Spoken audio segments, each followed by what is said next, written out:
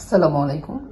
So finally আমার শখের চুলা, আমার এত পছন্দ এই চুলাগুলো। এর আগে কেনার সুযোগ হয়নি। আমার চুলা আগে যেটা ছিল ওটা ভালোই ছিল, যার কারণে কিনা কোনো বাহানাও পাইনি কেনার জন্য। সো আজকে হঠাৎ করে চুলাটা নষ্ট হয়ে গেছে, আগে যেটা ছিল সেটা। আর কি দেরি করা, পছন্দ মতো নিয়েই আসলাম।